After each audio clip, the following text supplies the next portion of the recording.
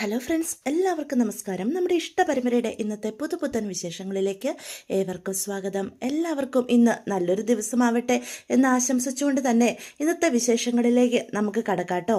അങ്ങനെ ധർമ്മനാണെങ്കിൽ ഒരു വാച്ചൊക്കെ മേടിച്ചുകൊണ്ട് വീട്ടിലേക്ക് കയറി വരികയാണ്. അപ്പം ഒരു ഗിഫ്റ്റായിട്ട് പൊതിഞ്ഞു പിടിച്ചിരിക്കുന്നത് കൊണ്ട് എന്താണെന്ന് ദേവിക്ക് മനസ്സിലാകുന്നില്ല.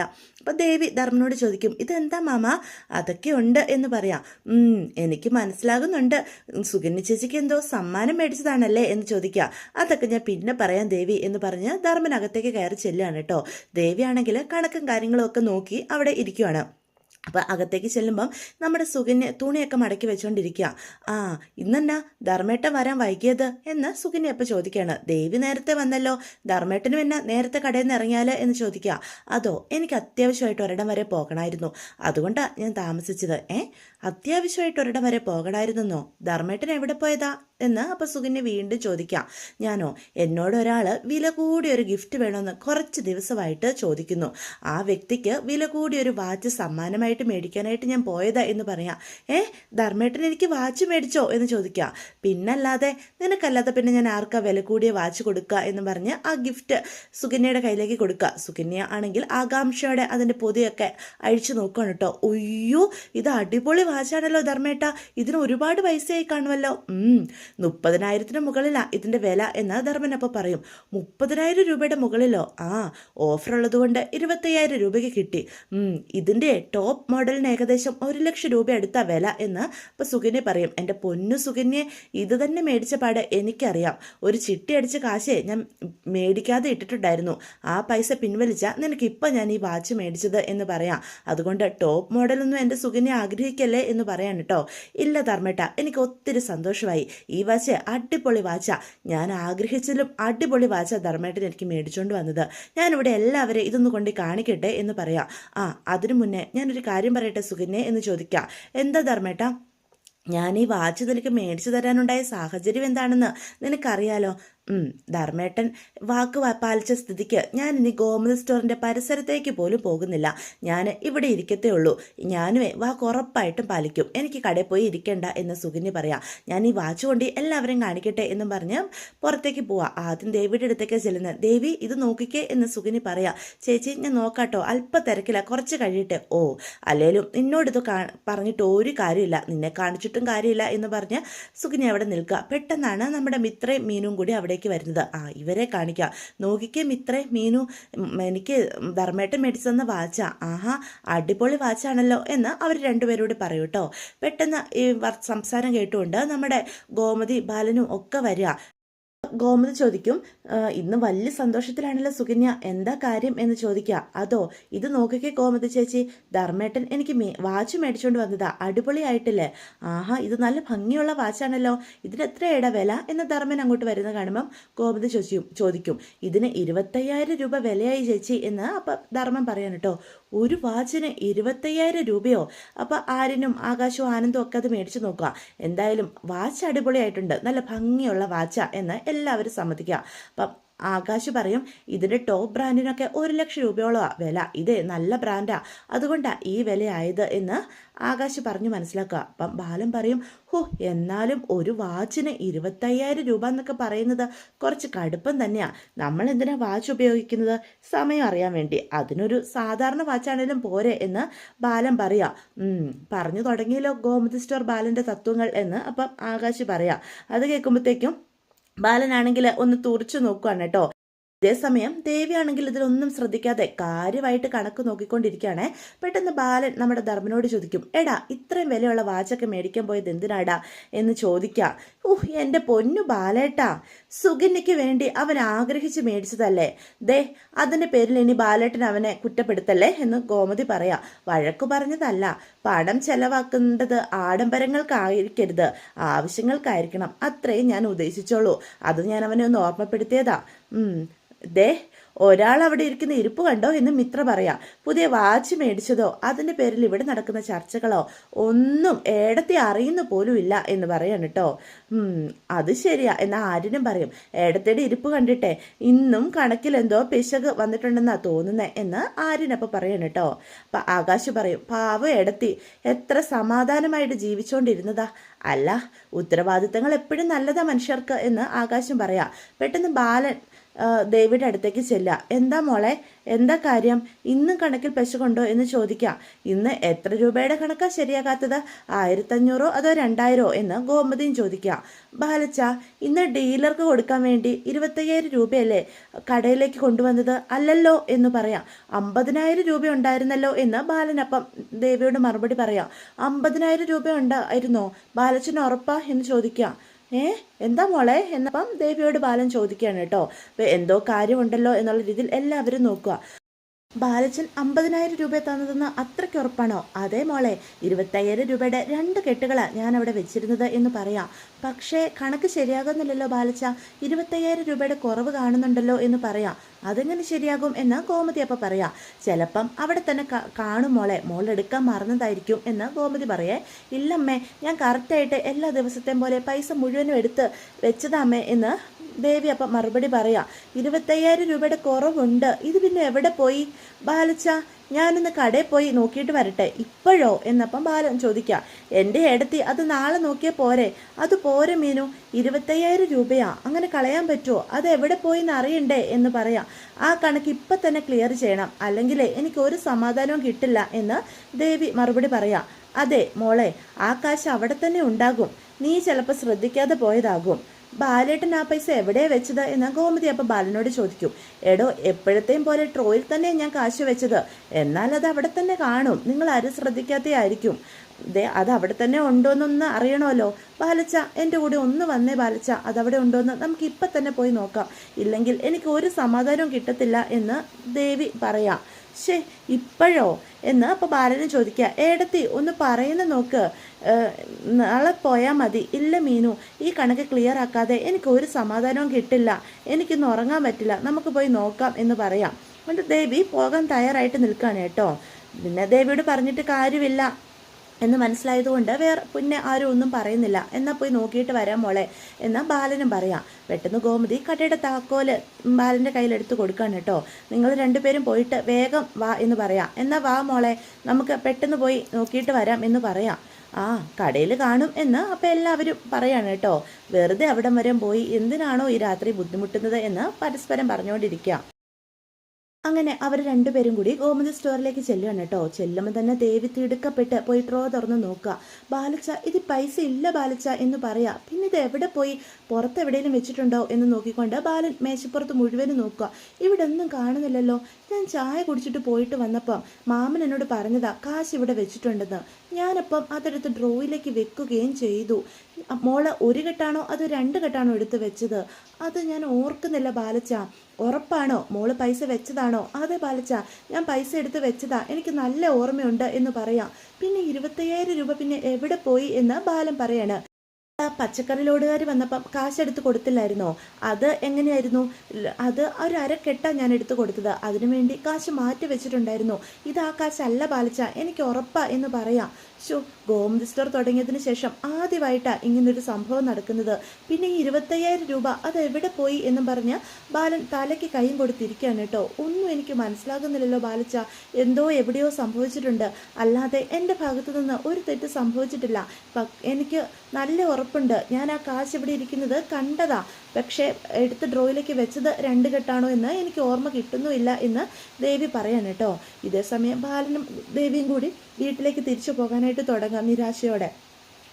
നമ്മുടെ ദേവമംഗലത്താണെങ്കിലോ കുറേ സമയമായിട്ടും അവർ രണ്ടുപേരും കാണാത്തപ്പം ഗോമതി ടെൻഷനോടെ ഇരിക്കുക. 25,000 രൂപ അത് അവിടെ തന്നെ ഉണ്ടാകും, ബാലേട്ടനും ദേവി എന്താ ഈ വൈകുന്നത് എന്ന് പറയാം. അപ്പം മീനാക്ഷി പറയും, അമ്മ ഇങ്ങനെ ടെൻഷൻ അടിക്കല്ലേ, അവർ പോയിട്ട് വരണ്ടേ തിരിച്ച്, ഇപ്പം തന്നെ വരും, പൈസ അവിടെ ഉണ്ടാകുന്നേ, അല്ലാതെ എവിടെ പോകാനാ എന്ന് പറയാം. പെട്ടെന്ന് ബാലനും ദേവിയും കൂടി അവിടേക്ക് വരിക. ബാലേട്ട, പൈസ കിട്ടിയോ എന്ന് ഗോമതി ചോദിക്കുക. ഇല്ല, ആ കാശ് അവിടെ ഉണ്ടായിരുന്നില്ല എന്ന് പറയാണ്. ഡീലർക്ക് കൊടുക്കാനുള്ള കാശായിരുന്നു, അതവിടെ കാണുന്നില്ല. നാളെ രാവിലെ ഡീലർ കാശ് മേടിക്കാനായിട്ട് വരും. അയാളോട് ഞാനിപ്പോൾ എന്തു പറയുമോ? കയ്യിലുണ്ടായിരുന്നത് കടം മേടിച്ചതും ഒക്കെ അനുവിൻ്റെ കല്യാണത്തിന് വേണ്ടി ചെലവായില്ലേ? ബാലച്ച, ഇതെൻ്റെ ഭാഗത്തു നിന്ന് വന്ന മിസ്റ്റേക്ക് ആണല്ലോ എന്ന് ദേവി അപ്പോൾ പറയാ. ഞാൻ എന്തേലും വഴി ഉണ്ടാക്കാം. നാളെ ഡീലർക്ക് കൊടുക്കാനുള്ള 25,000 രൂപ ഞാൻ എങ്ങനെയെങ്കിലും ഒപ്പിച്ചു തരാം. അത് ആലോചിച്ച് ബാലച്ചൻ ഇങ്ങനെ ടെൻഷൻ അടിക്കല്ലേ. എന്താ മോളെ ഇത്? അങ്ങനൊന്നും പറയരുത്. നീ ആ പൈസ കണ്ടിട്ട് പോലും ഇല്ലല്ലോ. നിന്റെ ഭാഗത്ത് ഒരു തെറ്റുമില്ല. നീ ടെൻഷനാകണ്ട. നീ കൃത്യമായിട്ട് കണക്ക് നോക്കിയതുകൊണ്ടല്ലേ 25,000 രൂപയുടെ കുറവ് നമുക്ക് മനസ്സിലാക്കാൻ സാധിച്ചത്. നിന്റെ ഭാഗത്ത് ഒരു തെറ്റുമില്ല. ഇതിപ്പം ഡീലർക്ക് കാശ് കൊടുക്കുന്നതല്ല വിഷയം. ആദ്യമായിട്ടാ ഗോമതി സ്റ്റോറിലെ ഒരു മോഷണം നടക്കുന്നത്, അതും 25,000 രൂപയുടെ മോഷണം. എന്താ സംഭവിച്ചത്? മോഷണമോ എന്ന് ഗോമതി അപ്പോൾ പറയും. അല്ല, പൈസ കാണാതായതല്ലേ ബാലേട്ട എന്ന് ഗോമതി ചോദിക്കാം. ഗോമതി, പൈസ കാണാതായതാണെങ്കിൽ ഒന്നെങ്കിൽ അത് സ്റ്റോറിൽ ഉണ്ടാവണം, അല്ലെങ്കിൽ അത് ഇവിടെ ഉണ്ടാവണം. പക്ഷെ രണ്ടിടത്തും ഈ കാശില്ലല്ലോ. അപ്പൊ പിന്നെ ആ കാശ് എവിടേക്ക് പോയി എന്ന് ബാലൻ പറയാൻ കേട്ടോ. ശരിയാ, ആ കാശ് പിന്നെ എവിടെ പോയി? ഞാനിന്ന് കടയിലേക്കൊന്നും വന്നിട്ടില്ല എന്ന് പെട്ടെന്ന് ആകാശ് ചാടി വരുവാണ് കേട്ടോ. ബാലൻ ആകാശിനെ നോക്കുന്ന കണ്ടപ്പം, അല്ല അച്ഛൻ്റെ നോട്ടം കണ്ടപ്പം ഇനി ഞാൻ എടുത്തത് പോലെ അച്ഛന് സംശയമുള്ളതുപോലെ തോന്നി. എന്തിനാ ആകാശ് വെറുതെ എഴുതാപ്പുറം വായിക്കുന്നത് എന്ന് ചോദിക്കുക. അപ്പം മീനു, അച്ഛനൊന്ന് ശരിക്കും ഓർത്തു നോക്കിയേ, ആ പണം ദേവിയുടെ കയ്യിലെങ്ങാനും കൊടുത്തിരുന്നോ? ഉറപ്പാണോ എന്ന് ആനന്ദ് അപ്പം ചോദിക്കുക. ആ പണം ഞാൻ നേരിട്ട് ദേവിയുടെ കയ്യിലല്ല കൊടുത്തത്, പിന്നെ ഞാൻ ആ പണം ധർമ്മനെ ഏൽപ്പിക്കുമായിരുന്നു എന്ന് ബാലൻ പറയാം. അപ്പം ദേവിയും പറയും, അതെ, മാമിൻ്റെ കയ്യിൽ നിന്ന് ഞാൻ ആ പണം മേടിച്ചത്. ദേവി, നീ വ്യക്തമായിട്ട് പറ, മാമനാണോ അതോ അച്ഛനാണോ നിന്റെ കൈ ക്യാഷ് തന്നത് എന്ന് ചോദിക്കാം. അത് ഡീലർക്ക് കൊടുക്കാനുള്ള പണമില്ലേ, ആ പണം മാമനെ ഏൽപ്പിച്ചിട്ട് അച്ഛൻ പച്ചക്കറി ലോഡ് എടുക്കാനായിട്ട് പോയിരുന്നു. ഞാൻ ആ സമയത്ത് ഒരു ചായ കുടിക്കാൻ പുറത്തേക്ക് ഇറങ്ങിയതായിരുന്നു. എനിക്ക് നല്ല തലവേദന ഉണ്ടായിരുന്നു. ഞാൻ തിരിച്ചു വന്നപ്പം മാമന എനിക്ക് കാശ് തന്നത് എന്ന് ദേവി പറയും. മാമന എന്നോട് പറഞ്ഞ് ഡീലർക്ക് കൊടുക്കാനുള്ള പണം അതിനകത്തുണ്ടെന്ന്. അപ്പം ധർമ്മനും അതിനെപ്പറ്റി ചിന്തിക്കാം. ആ പണം ഞാനെടുത്ത് മേശയ്ക്കകത്ത് വെക്കുകയും ചെയ്തു എന്ന് പറയാം. ദേവി ആ പണം മേശയ്ക്ക് അകത്തെടുത്ത് വെച്ചപ്പം ശ്രദ്ധിച്ചിരുന്നോ? അത് 2 കെട്ടുണ്ടായിരുന്നോ അതോ 1 കെട്ടുണ്ടായിരുന്നോ? എനിക്കത് ഓർമ്മ കിട്ടുന്നില്ല ബാലച്ച എന്ന് ദേവി അപ്പം മറുപടി പറയാൻ കേട്ടോ. അപ്പം ബാലനും അതിനെപ്പറ്റി ചിന്തിക്കാം. സുകന്യെ, ഈ വാച്ചിന് എത്ര രൂപയായെന്ന് നീ പറഞ്ഞേ? 25,000 രൂപ എന്ന് സുകന്യ മറുപടി പറയാം. പെട്ടെന്ന് ബാലൻ്റെ മനസ്സിലേക്ക്, ബാലൻ കടയിലേക്ക് കയറി വന്നപ്പം നമ്മുടെ ധർമ്മൻ അവിടെ കിടന്ന് തപ്പി കളിക്കുന്നതും ഇവനിത് എന്തു പറ്റി എന്ന് ദേവിയോട് ചോദിക്കുന്നതും ഒക്കെ ബാലൻ്റെ മനസ്സിലേക്ക് കടന്നു വരികയാണ് കേട്ടോ. അപ്പം പെട്ടെന്ന് ബാലൻ എഴുന്നേറ്റ് ധർമ്മൻ്റെ അടുത്തേക്ക് ചെല്ലുക. എന്നിട്ട് ചോദിക്കും, അല്ല, ഈ 25,000 രൂപയുടെ വാച്ച് മേടിക്കാൻ നിന്റെ കയ്യിൽ എങ്ങനെയാണ് ഇത്രയും കാശ് വന്നത് എന്ന് ചോദിക്കാം. അപ്പോൾ ധർമ്മന് വല്ലാതെ ആവുകയാണ് കേട്ടോ. അപ്പോൾ ധർമ്മൻ ചോദിക്കും, അളിയൻ എന്താ ഇങ്ങനെയൊക്കെ ചോദിക്കുന്നത്? അല്ല, എൻ്റെ അറിവിൽ ഇത്രയും വലിയ തുകയൊന്നും നിന്റെ കയ്യിൽ എടുക്കാനില്ല. പിന്നെ 25,000 രൂപയുടെ വാച്ച് മേടിക്കാനുള്ള കാശ് നീ എവിടുന്ന് സംഘടിപ്പിച്ചു എന്നാ ഞാൻ ചോദിച്ചത് എന്ന് പറയാം. അപ്പോൾ ധർമ്മം പറയും, അതൊക്കെ ഞാൻ സംഘടിപ്പിച്ചു എന്ന് പറയാം. അതാ എനിക്ക് അറിയേണ്ടത്, എവിടുന്ന സംഘടിപ്പിച്ചത് എന്ന് എനിക്ക് അറിയേണ്ടത് എന്ന് ചോദിക്കാം. അപ്പം എല്ലാവരും ഞെട്ടി നിൽക്കുകയാണ് കേട്ടോ. ധർമ്മനെ സംശയിക്കുന്നത് പോലെ ആണ് ബാലൻ സംസാരിക്കുന്നത്. എന്താ അളിയ ഇത്? സുകന്യ ഒരു ആവശ്യം പറഞ്ഞപ്പം അതിനുള്ള കാശ് ഞാൻ സംഘടിപ്പിച്ചു. അത് അളിയനോട് ഞാൻ പറയണോ? അതെന്താ, ഞാൻ അത്രയ്ക്ക് കഴിവില്ലാത്തവനായിട്ടാണോ അളിയൻ കാണുന്നത്? 25,000 രൂപ ഒപ്പിക്കാൻ എനിക്ക് പറ്റില്ലേ അളിയ? അങ്ങനെ ഞാൻ പറഞ്ഞോടാ. അപ്പം ഗോമതിയുടെ അടുത്തേക്ക് ചെല്ലുക. ഞാൻ ആ പണം എടുത്തതുപോലെയാ ചേച്ചി അളിയൻ്റെ നോട്ടോ ഭാവമൊക്കെ. ചേടാ, നീ ആ പണം എടുത്തെങ്കിൽ നിൻ്റെയും കൂടി കടയല്ലേ, അതിലൊരു തെറ്റുമില്ല. നിനക്കൊരാവശ്യം വന്നു, നീ പൈസ എടുത്തു. അതിലിപ്പോൾ എന്താടാ? ചേച്ചി ഇപ്പം എന്താ പറഞ്ഞേ? അതിനർത്ഥം ഞാൻ കാശ് എടുത്തുന്നല്ലേ, ഞാൻ ആ കാശ് മോഷ്ടിച്ചു എന്നല്ലേ? എടാ, ഞാൻ അങ്ങനെയല്ല പറഞ്ഞേ.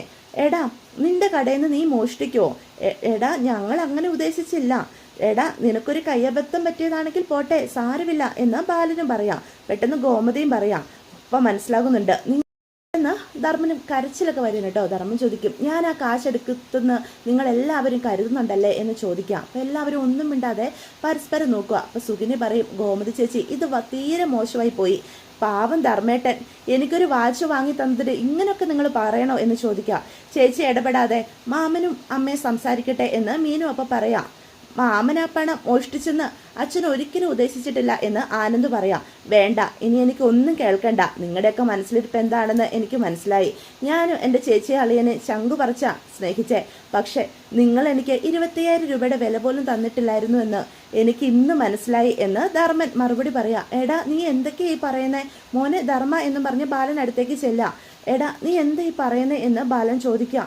ഞാൻ അങ്ങനെയൊന്നും ഉദ്ദേശിച്ചില്ല ധർമ്മ. പെട്ടെന്ന് ധർമ്മൻ ബാലനെ തന്നെ ചുമന്ന കണ്ണുകളോടെ നോക്കുക. വേണ്ട അളിയ, ഇനി ഒന്നും പറയണ്ട. എല്ലാവരുടെ മനസ്സിൽ എന്തായിരുന്നുവെന്ന് എനിക്ക് ഈ നിമിഷം മനസ്സിലാകുന്നുണ്ട്.